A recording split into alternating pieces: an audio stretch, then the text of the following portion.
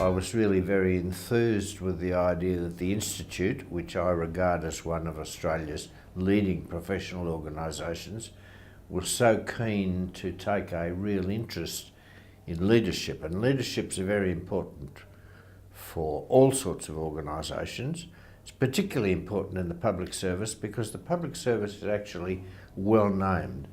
I find it immensely satisfying to witness the calibre of the people who are nominated for awards, reading what they have to say about their careers and their aspirations, and meeting them is just tremendous. It gives me a tremendous kick. I just feel so satisfied that as a public service we've got such talent. I only wish it was recognised more widely in the community.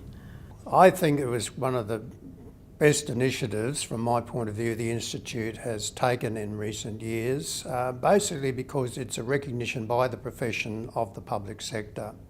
And while there have been many members of the Institute in the public sector, I think this was a real recognition of the importance that the profession saw of top-level public servants and the contribution that they made.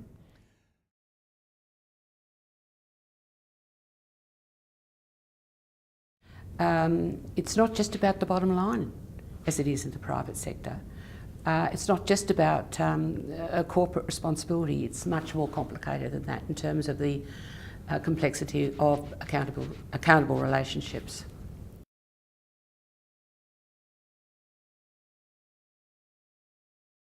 There isn't any agreement about that subject.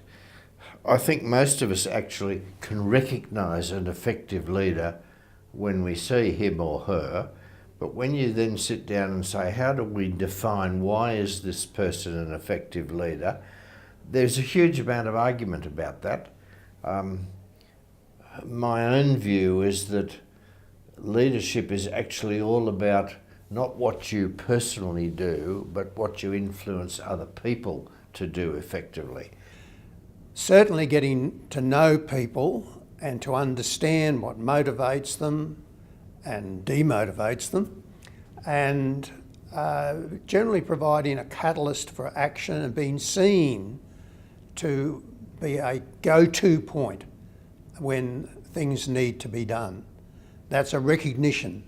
And there's no question that in any organisation, public or private, when someone is showing those kind of characteristics, they stand out, and so they do become leaders. And you know, leadership is, I think, a very personal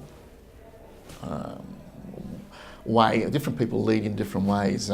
To me, it was very important to be myself, to be authentic, to believe in what I was doing, and to be very transparent and very communicative about that. Experience, I guess, is the other bit. You've got to have some of the rough edges knocked off. You've got to have a few failures in your life before you can actually go on to achieve more things. I know my own failures have been the things I've most learned from, not the successes.